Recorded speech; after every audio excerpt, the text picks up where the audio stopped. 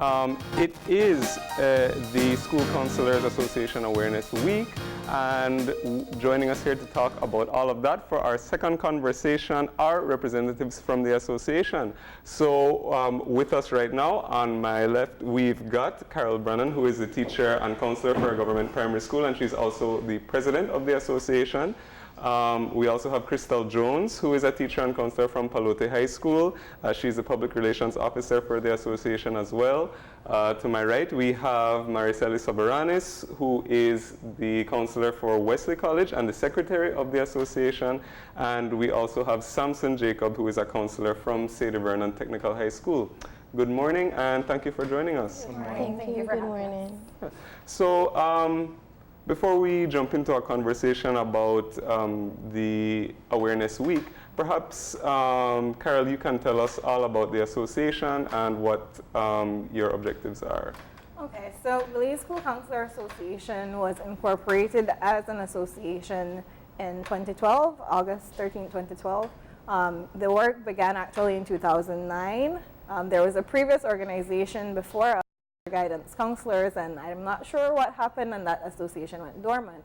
But in 2009, with the help of Dr. Charlene Smith, she's a Belizean school counselor in the United States, they jump-started a group starting to work on putting together articles of association, code of ethics, the role of school counselors, and we officially incorporated in 2012. So our goal is to get school counselors in Belize together. We try to represent school counselors nationally, across educational levels, across denominations, to put forward what we need as counselors. At present, we are employed as teachers with counseling responsibilities. In our education rules, there is not a job description for school counselors. So if we're hired as just counselors, then we have a chance of not getting our benefits because we're not teachers. So that's one of the fights that we have. We're trying to get together all the counselors nationwide so that we can put together what we need as school counselors, and one of them is the changing of the education rules to have the school counselor job description so that we're on the same page as to what we should be doing in schools. At present, the buck stops at the administrators. So in the different high schools, the administrators really determine what the school counselors do. We should be teaching life skills and working with our students. Unfortunately, some of our counselors are teaching other subjects, our heads of departments. So their time is really split, and they're not getting to do the school counseling work that they should be doing. Another thing for us is to provide networking.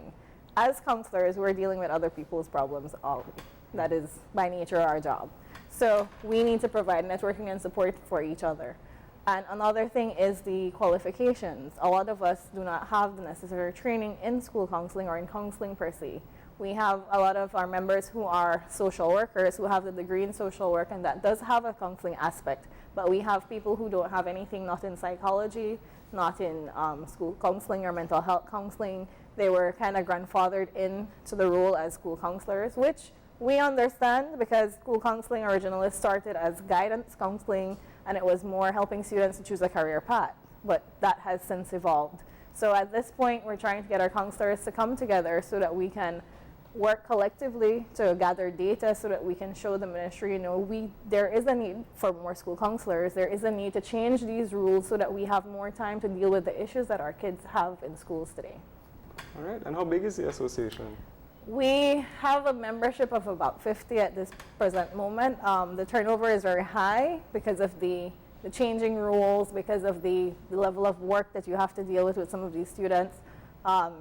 The membership list, if we go back to like 2011 when we were sending emails and all that, we have way above 50. But the turnover, people keep changing jobs, going maybe into social work or going outside of the educational system. So at this present moment, we have about 50 people who are attending meetings, sending emails, and doing what needs to be done. All right. You mentioned earlier a little bit about one of the objectives of the association being to also provide networking and support for counselors. So perhaps all of you might want to share some of your experiences as counselors and as a part of the association, how it's how you found being a part of the association. So maybe Khristal, you can just take the lead there.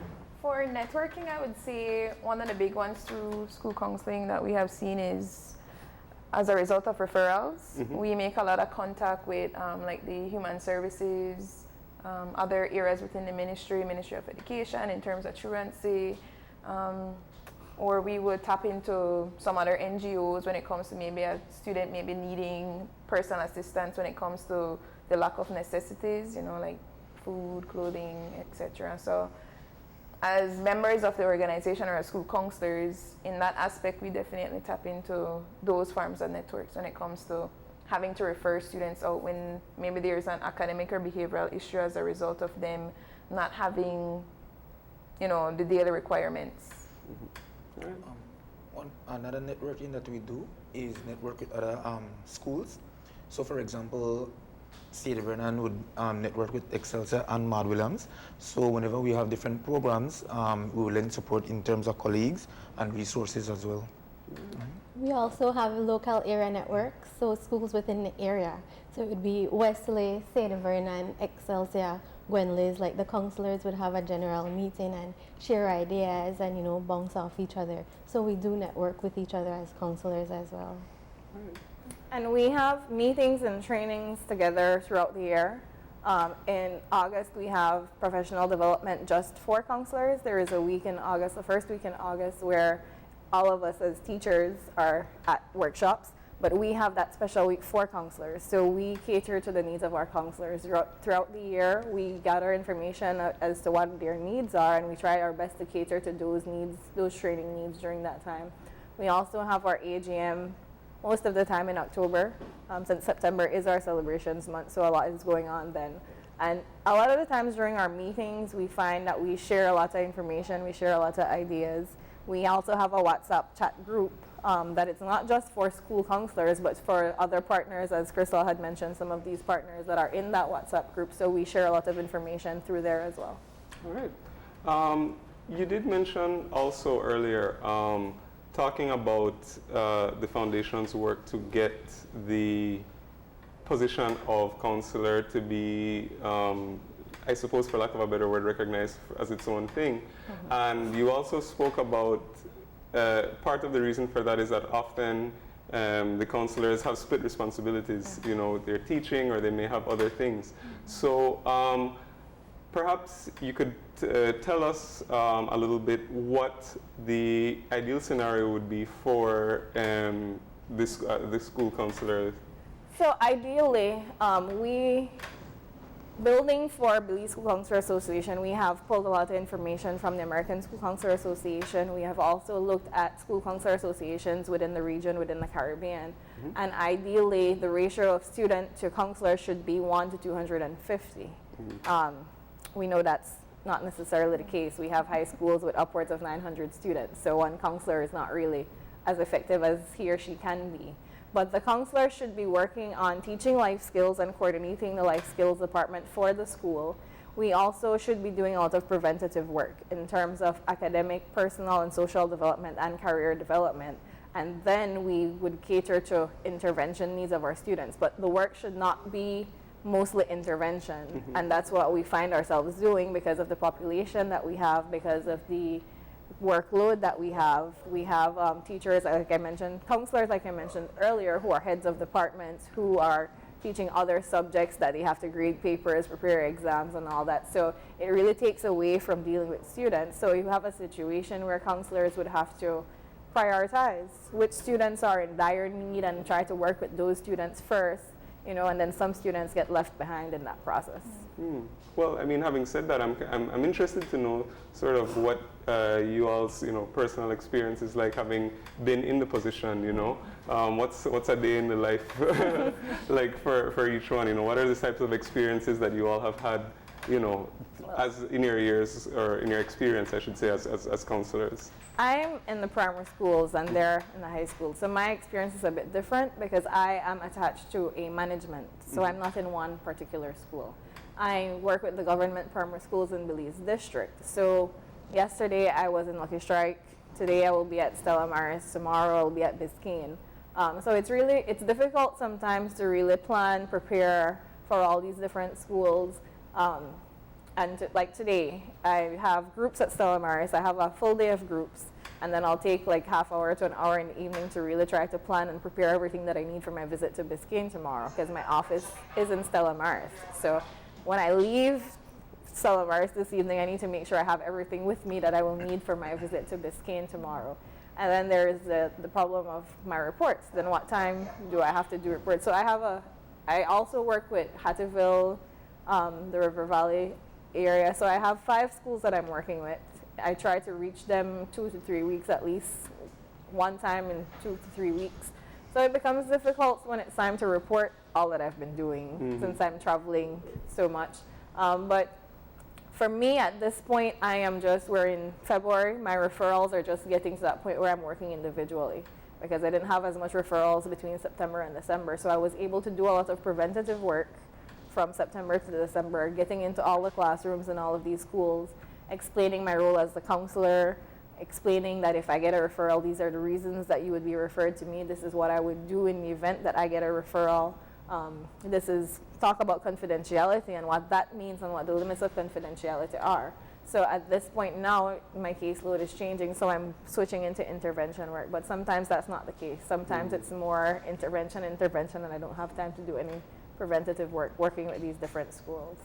For me, ideally it would be having 2 counselors at Wesley because of our population, 750. So maybe 3. Yes, 3, but when is that going to happen? So I feel like I wear 3 hats. So I teach life skills to all first and 2 second form classes. And then I also plan events, and we do a lot of whole school activities. I just finished with 4th Form Career Day, and then I'm going to start, this week is School Counselors Association Week, and then after that it's 2nd Form Career Day as well. And then there's the counseling one-on-one sessions that I do and groups. So it's like, the event planning, like there could be someone at the school who would just plan all those events. Yeah. And I do the life skills and then also the counseling sessions as well. So ideally it would be someone for 1st and 2nd to cater for those student needs, and then someone for 3rd and 4th to cater for those upper division.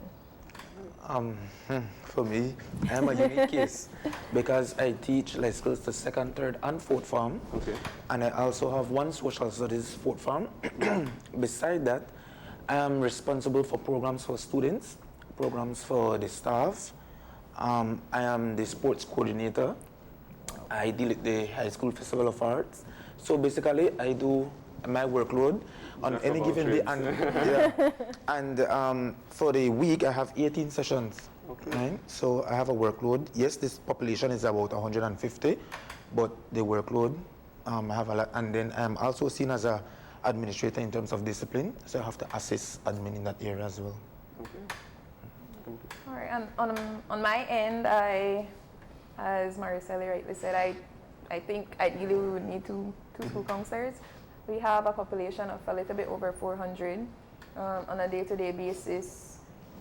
In addition to teaching life skill classes to 4 first and 4 second forms within a cycle, which is 6 days, I have 8 classes.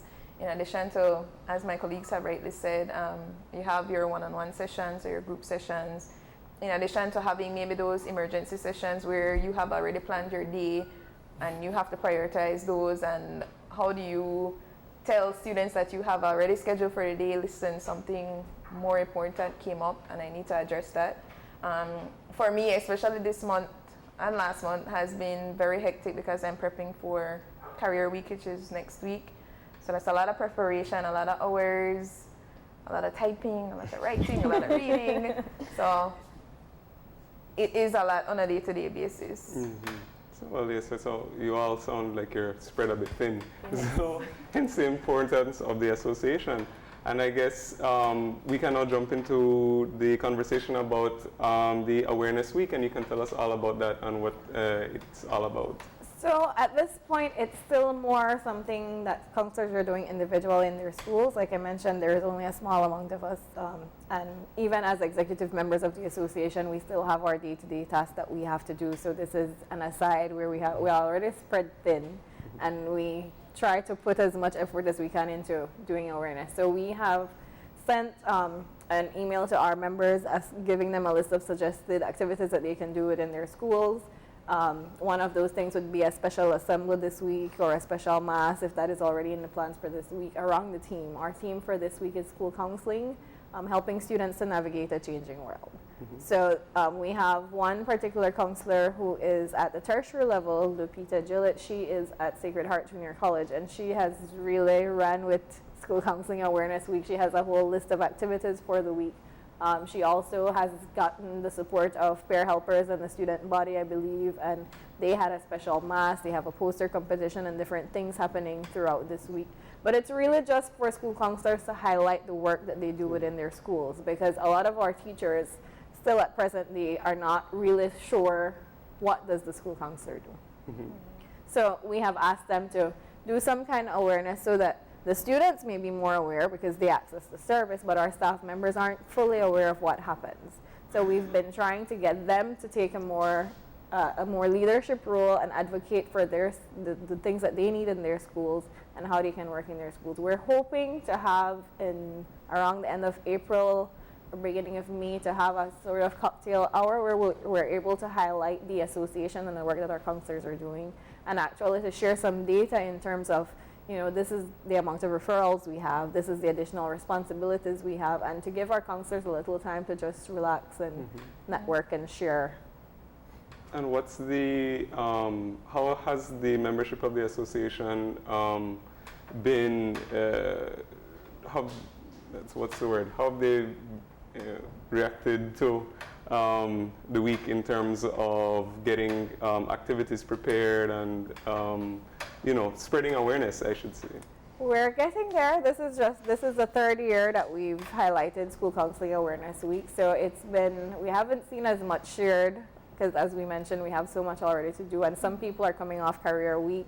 I know in the first term or first semester, we had a lot of drug awareness week. We had bullying prevention week. So it's to get them to realize the importance of School Counseling Awareness Week and put on a week of events just like they do for these other weeks. But we're getting there slowly. And, speaking of spreading awareness, do you find that in your work that the students themselves have recognized the need for, accessing counseling services? Is it anything that you've seen that's growing, or the numbers changing in over the years? Maybe I could share that. Yeah. For this week, one of my aims is to bring awareness in terms of counseling, because there is still a stigma attached to it. So when students would come for maybe individual or group session, I literally have to be running and asking the warden's assistant to not allow them to run off to exit the compound, because they don't see the need for counseling, right? In their mind, counseling is for crazy people, and they don't have any issue, right? And so even during orientation, I asked administration for a week to educate them on the role of school counselors, what we do, what is expected of them, and all the stakeholders who are there for the benefit of them, right? But there is still a negative connotation attached to it. I find, because I teach life skills to all the first formers, that's what I do. I introduce myself as the school counselor, and so I go over what my role is, my purpose, why I'm there. So I feel that I am accessed. Other programs that I work with is with the PNP nurses. I work with Nurse Bennett, and so she has nurses that come in and they help with the life skill classes to talk about mental health. So we're working with Ministry of Health and a mental health literacy program. So the first session was about, that stigma of crazy, not calling people crazy, but someone with a mental illness. And then if we have those students go out and talk about it, talk to their parents, that's spreading the awareness. I've also done mindfulness courses with Jerry Enriquez, and that's under the Ministry of Education. So we do mindfulness during my life skill class, and it's just about centering yourselves, breathing, and just learning how to relax and just be calm, especially in those moments when teenagers, they're hormonal, they get angry. So it's about that self-regulation for them. And for you, Khristal? And for me, I have been, as Samson mentioned, I've spent this week teaching my first form classes, mainly about the importance of a school counselor, introducing myself, again, because I had done that at the beginning of the school year. So introducing myself and telling them the relevance of a school counselor. Within the past, well, I've been at Pallotti High School for now my second academic year, and the support from admin and teachers from last school year compared to now is by far a whole lot better. In addition to students and parents as well. I have this open door policy when I don't have sessions, so rarely I would eat lunch or have my break. So I would give that time to students to have them understand that, okay, you can always go to Miss Jones, go to her, talk to her, even if it's to express that, okay, I got 100% on a test today, and I haven't gotten 100% in months. So even something like that. So that's my biggest way of trying to build that level of awareness. And in addition, whenever I would get time, I would print maybe informative information, and then I'll share it with teachers, or I will send a text or an email and say, you know, hit me up whenever there is a concern in the class, let me know so that I could reach out to, you know, your students. And have you found on the other side of things that perhaps other teachers or other people who've perhaps been educated in sort of psychology or things like that, have you seen any growing or any change in the level of interest in people actually wanting to become counselors or get that sort of training? Our Facebook page has received a lot of questions in terms of being hired as a counselor and what you need for counseling. So it's been something that slowly trickling in. We see more and more people asking about it. I think the fact that we have a psychology program at St. John's, I believe it is, at the sixth form level is getting there too. I think one of the things that we also need to do is to tap into these career weeks that our counselors are having in their schools, and I know that they're getting counselors to come in apart from themselves to also talk about counseling. I also lecture at UB sometimes, so I do bring awareness to the Counselling Association. I do intro to psychology, so I also talk about counseling there. But I think the stigma, while the stigma is still there, I think it's less than it used to be. So I think more and more people are understanding the need for counselors, especially in our society today. All of us here today are in Belize City. So we have to deal with a lot of grief, we have to deal with a lot of trauma, we have to deal with that in our schools. So I think the fact that all of these things are happening in our society, people are becoming more aware and are understanding, you know what, this is something that we really need. I think for those of us who comes from a co-ed institution, we have, if you look at the data, it will show more that males don't access counseling, right? They don't see the need for it, right? So. And I think the mental health talks that we're doing will kind of help with that as well, to let them understand that it's not about, one of the things that I keep stressing, and we have a website, Belize School Counsellors Association. If you Google that, it will come up. We also have a Facebook page. But one of the things that I'm trying to do, and I'm trying to encourage our counselors to do as well, is to market themselves. We have the website that we've developed is something that we're managing. When I completed my master's degree, I had to do an online portfolio, so I had to build a website. So I brought that back with me to the association so that we can put this information out there. But I'm also working on my personal website, my same portfolio from my master's degree. I'm transforming into a website about the work that I do at government primary schools, and I'm highlighting what exactly counseling is so that people can understand it's not just for people with this mental illness or crazy people. It's for people throughout our lives, throughout our development. We face issues sometimes that we ourselves can't deal with. And for most of us, or for a lot of us, we're fortunate enough to have people in our lives that we can run to and talk to. That is almost a form of counseling. We're talking to somebody, we're venting, we're bouncing ideas off them. It's not that the counselors will come and give you a prescription like doctors and say this is what you need and this will fix the situation. But it's having somebody there to listen to you, to provide you with that helping ear. And it might be something that we've all had those moments where we're struggling with something, and the moment we start talking out loud about it, sometimes we come up with their own solutions to these problems, but we need that listening ear. Yeah. And do you find that in your work that when the student actually does, take the initiative to access counseling, are they forthcoming? Are they honest? Do you get a lot of very personal stories? I would be honest with you. I think the only time students would come for counseling, it's when the principal or maybe the board mandate it to occur because they're on the verge of getting a not to return. So they must attend the counseling session. For me, a few cases I have walk-ins by students, and then the other teachers would make referral. I get a lot of self-referrals as well. I have peer helpers, and so they refer students as well. Okay. So sometimes it's groups, and I do parent sessions as well, so with the family. So, you know, and with teachers, I work very closely with the teachers, so I get referrals from them.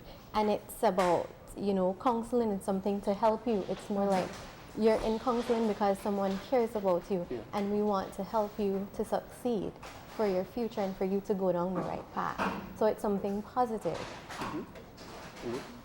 Yeah, I have gotten, as I mentioned earlier, great support from teachers when it comes to referrals. Like Maricelli said, I do get a lot of self-referrals. A lot of students, they now understand that, you know, it's okay to go and talk to somebody. Because too often I would find students, they would come to me and they would say, Miss, I just found myself crying and I can't understand why. And I would try to explain to them, it's because you haven't been venting, you haven't been talking. So all of these emotions are so caught up inside that now the only way that they can come out is either through anger, you beating up on someone, or you crying. But having them understand the need to refer themselves, or also having parents. My number strangely became no secret. It's no secret to anyone. So I get parents who would call or text. I also have admin and teachers who would, you know, send me an email or a text message to say, please, you know, check in on this student, see what's going on. All right. And, you know, Caryl, you also mentioned earlier that part of one of the initiatives of the association is also for the counselors themselves to get support because, you know, as you said, you're constantly dealing with other people's problems. So I imagine that after a while it does sort of weigh on you all as well. And then we have these lovely meetings where everybody gets to talk to each other and socialize. And the WhatsApp has proven very effective as well because that is in the past, it would be the executive that would be the one to reach out to everybody. Now that we have the WhatsApp group, everybody has everybody's contact information, so it's there. And for the most part, most of our counselors have a little network. People either who have started working with them around the same time, or who are in their same area that they network it to provide that support. So that is one thing we are happy for, that we do have that, where counselors are networking and getting the support that they need from each other. Right. And have you all sort of participated and benefited from that as well? Yeah. Yeah, we've gotten somehow close because of the meetings and being able to tap into, you know, each other's resource. So it has served us well. Right. And on that note, as I mentioned to you before we came on, this last night we actually had the passing of one of our founding members of the association, Ms. Elizabeth Goff. She was actually Maricelli's predecessor at Wesley College. So this morning, I think from about after 3 this morning till before we came on here, the WhatsApp group was providing some sort of support for everybody to be able to share what they're feeling in terms of this sudden passing for us. Well, that of course was very unfortunate, but you know, what better way to honor her than to continue the sort of the work and, you know, keep blazing the trail. And on that note, are there any specific sort of objectives or initiatives that you want that the association is going to be doing over the next, let's say in 2020? Well, one of the things we would like our reminder to our members that data for the September to December period was due. We want to be able to highlight data for the past 3 years in that cocktail hour that I mentioned coming up in April or May. So we would like anybody who's not a part of the association as counselors or somebody interested in counseling, because we do have an affiliate membership as well. So you don't have to be a school counselor, practicing school counselor to become a member. You can find us on Facebook. You can find our website, Belize School Counsellors Association. You can reach out to us and we will give you the information you need. And you don't have to be a member to participate in our trainings, to participate at our meetings. We do have a mailing list for non-members that when we're having trainings, we send out the email to invite them to come in. So look us up and we can work forward to seeing how we can continue to develop and change school counseling in Belize. All right. And is that so that's 2020, is that sort of also the vision for the future, or are there other things that you would like, that you want to see coming out of the association? I would want to see more members. I would want to see us really work with the ministry to change that the Education Act and Education rules and the Pension Act to have the school counselor job description and the full list of what we're supposed to be doing. I'd like to see more trained counselors.